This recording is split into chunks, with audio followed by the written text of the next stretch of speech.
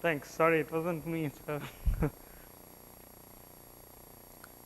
okay, so I'm going to talk about some work on controlling opinion bias. This is joint work with Chris Kuhlman and S.S. Ravi. And so here is the motivation for this work. And before I start, I want to explain the context. So my background is in algorithms and discrete dynamical systems, and we want to look at these problems from that context. And subsequently, we hope to enrich it with looking at more real phenomena. So for this audience, I don't need to motivate diffusion processes on graphs. So there's a huge variety of them for epidemics, influence, information, and so on. So there is a network, and it's something spreads on the network from one node to the other. So one class is like the stochastic, SIR, SIS invariance, and then there are these threshold-based models. A person gets infected if enough of, like, let's say, majority of his or her neighbors get infected, and then there are these classes called voter models and so on. So our motivation is to look at phenomena such as like political leanings, which tend to be very polarized, like this visualization from Indiana University's Johan Bolen's group. So while it's very polarized, often there are these remarks that there is a large independent or middle which keeps switching. There are some small parts which are highly polarized or stubborn in some sense, but this middle keep going back and forth in terms of their states. And our motivation is to understand how this, to come up with models for this and look at interesting algorithmic questions that come out of this. So if you look at this kind of behavior, these models are not very well suited. Like threshold-based models tend to be monotone. Once a node switches from 0 to 1, it stays infected or it's in state 1. Variants have been proposed, like with competing diffusion processes, or a not pure threshold, not state 1 threshold model, where it can go back to 0 if not enough neighbors are in 1 and so on. But it's not clear whether they capture these aspects. So our focus is going to be on voter models, and here's a quick primer in case you're not very familiar with it. So we have a graph, and in this work we'll treat it as we'll take a directed graph. Each node is in two states, red or blue. So red will be 0 and the blue would be 1. And so nodes are people, and this node is trying to figure out, it's in a blue state, it's trying to figure out whether it should switch to red or not. So the way it will do is it will look at its own, it will choose either its own state or the state of one of its neighbors randomly and switch. So this particular node is going to become red with probability 1/3, and every node does the same thing. And so from this configuration of red blue assignments to the nodes, you get to this configuration with this probability and so on. So the nice thing in this setting is from this configuration you can go back here, or you can go to other configurations, for instance this one. But the observation is these nodes can switch back and forth. So this does have the feature that we want. Unlike threshold models, nodes can switch from 0 to 1 and back and so on. So in general, we'll think of PVU as the probability that V adopts U state. It need not be uniform, it can be weighted and so on. And let FTV denote the state of node V at time t. So the voter model has this nice aspect that it allows repeated switching, and it has a huge literature. It's connected to random walks, so it's a good model to study. But one property which is actually a nice property and useful, and which makes it not so good for the setting we want to study, is that under very general conditions, these dynamics reach a consensus. So like very weak conditions like connectivity and so on. So basically it means if you run this model asymptotically, everyone will be will agree on the same state. So there are other extensions which have been proposed, and we'll study this by Yildiz et al. From a very recent model. What they say, they change the setting by saying, okay, so let's add some nodes which are stubborn in the sense that they do not change their states. So for instance, these two nodes with this added circle around, they only have a self loop, so they just stay at their own state. All the other nodes are like before. So if you look at this guy, he has outgoing edges into these two stubborn nodes, and so this guy is going to, in every step, he is going to switch his state with probability 1/3. Right. So in fact, in this kind of setting with stubborn nodes, there is no convergence to consensus in general. So this seems to have the characteristics that we would like, and so what I'm going to do in the first part of the talk is formulate some problems about how influence can be measured in such a network, and look at problems related to controlling it. So let V0 denote the set of nodes frozen in state 0. Again, red denotes 0 and blue denotes 1. V1 is the set of nodes frozen in state 1. So if you start from this configuration here, so 0, 1, 1, 0, 1, 1, 1, 0, this table gives the probability of being in state 1 in the next time step. So the next thing one can look at is at a given time, what is the fraction of nodes, the expected fraction of nodes which are in state 1. And so one can look at, so that's this average here. So note that it's possible that there can be a node which keeps switching its state 0, 1 every time, but the probability that it's going to be in state 1 is well defined, and so this quantity is well defined. So one can talk about in the next time step, what is the average fraction of nodes which are in state 1. So it's the average of these, and that turns out to be this number. So about a little more than half the nodes are in state 1 in this setting. So let's try to understand this a bit further before we formalize our problem.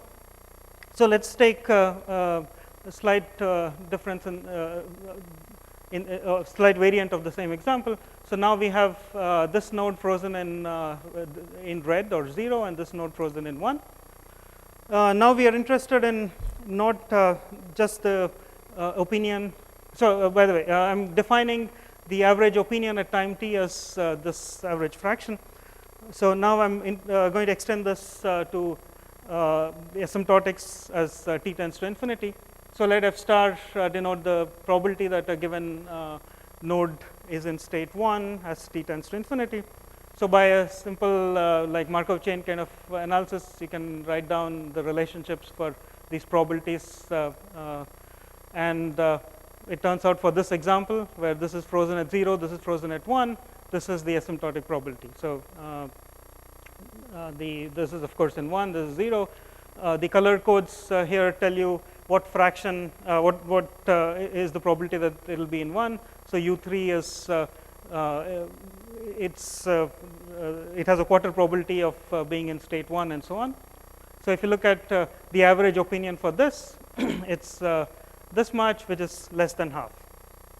So in this setting, we'll say that the opinion is biased. So we'll think of half as being balanced, and our goal is to make it, our goal is to push it in one direction of greater than or equal to half.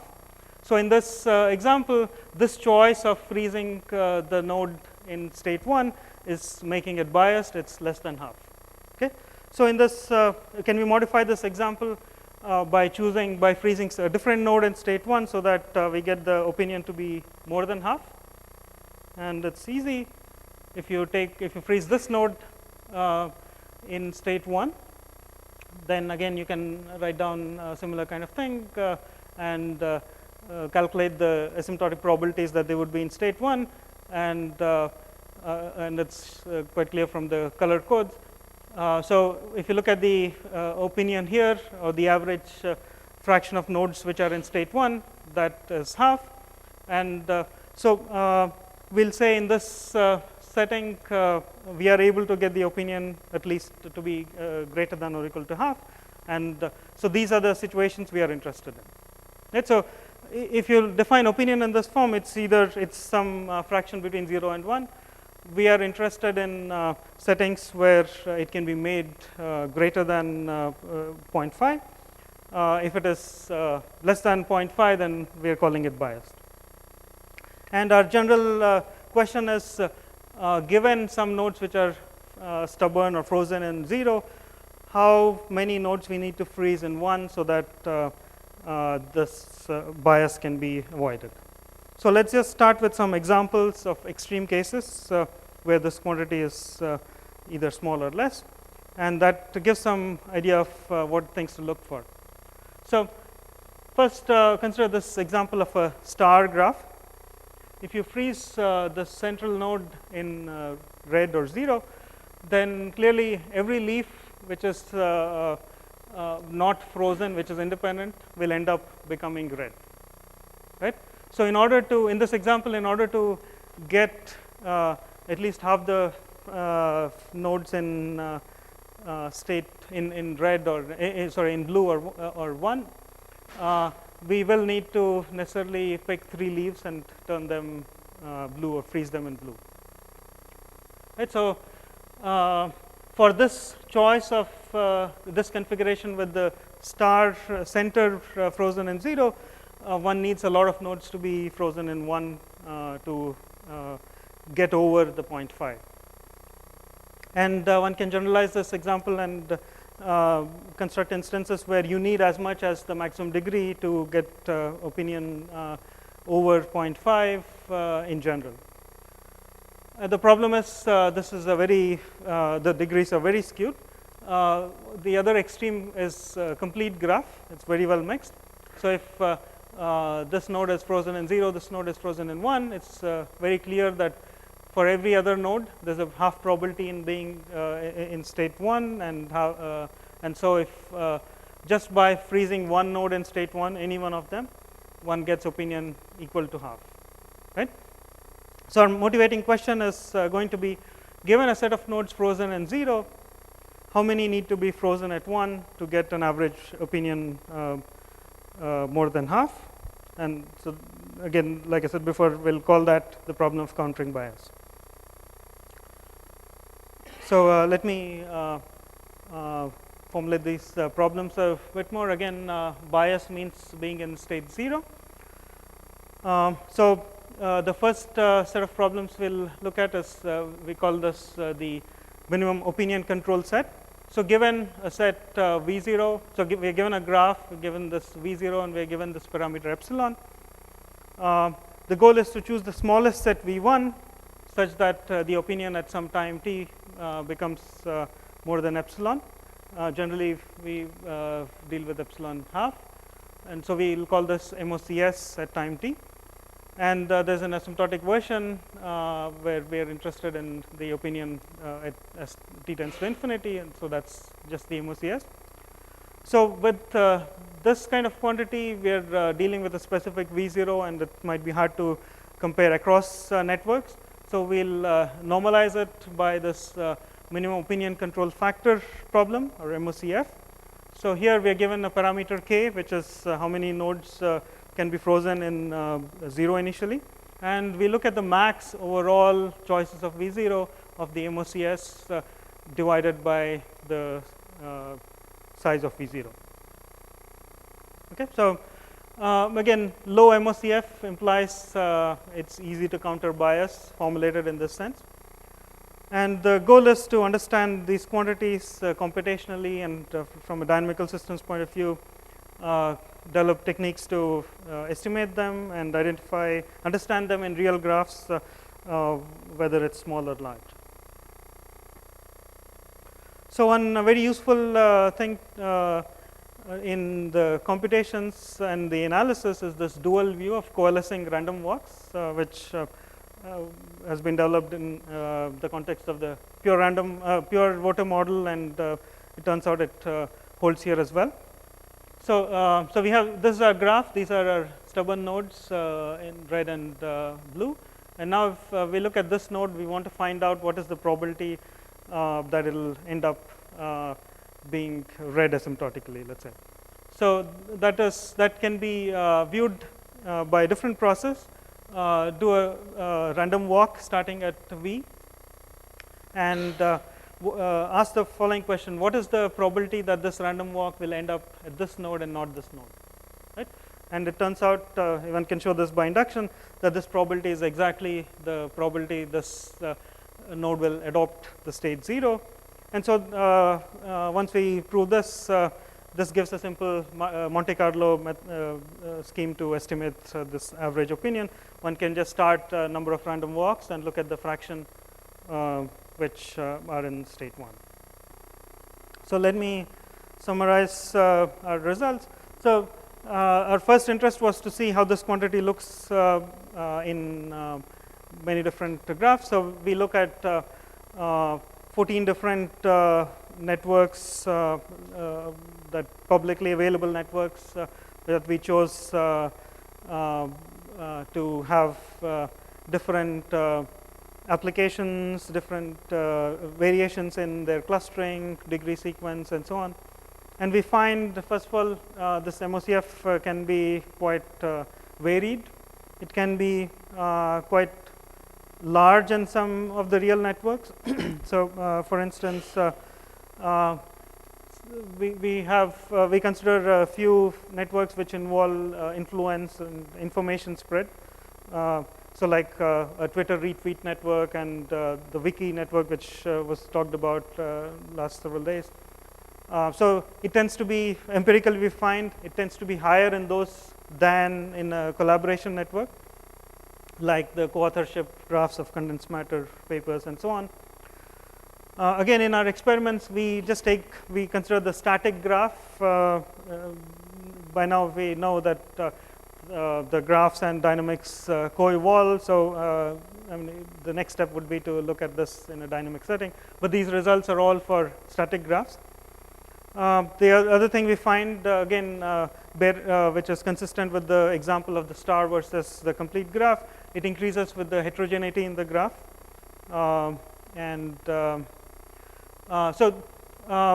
In addition to support our the empirical observations, we wanted to look at analytically, can we say something about it in some random graph classes.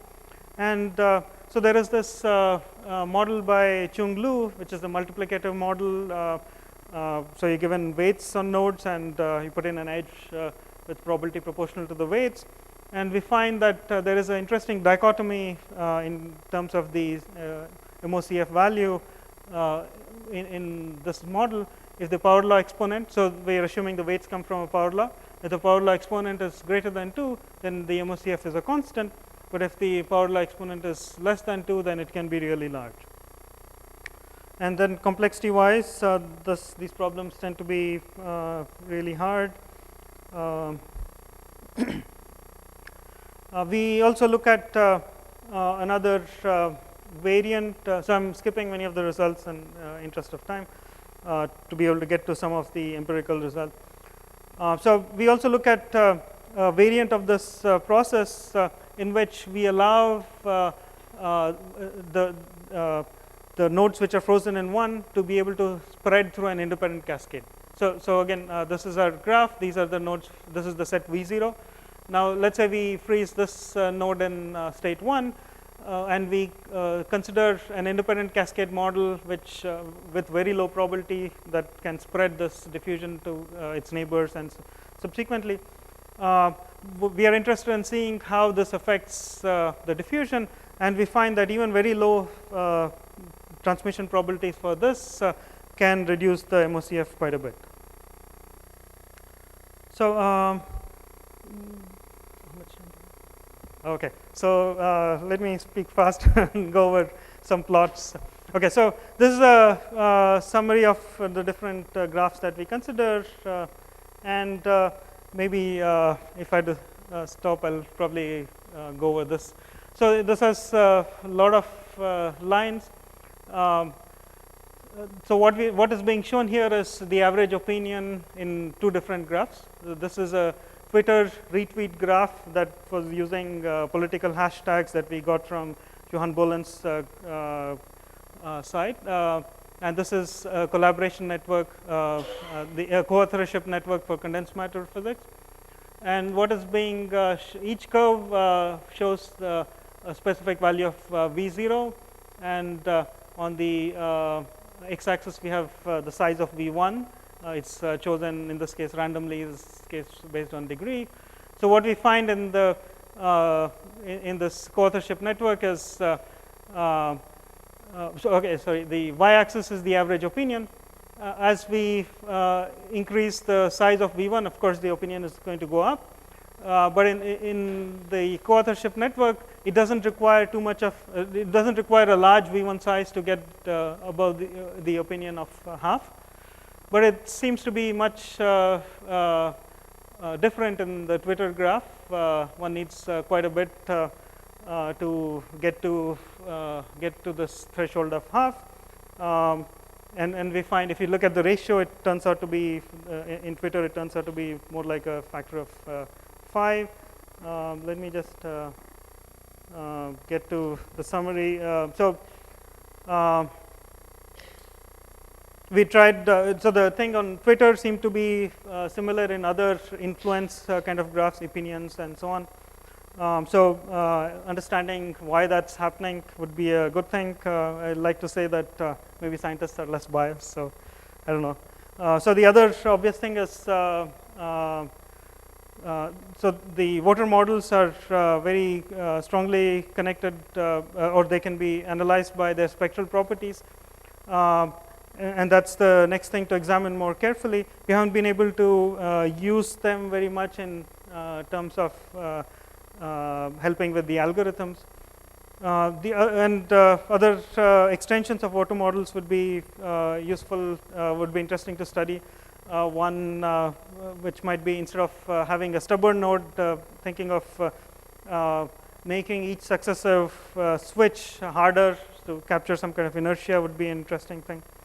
And the final thing would be to look at dynamics and seeing how this can be used in more real settings. So thanks. Thank you very much. One question.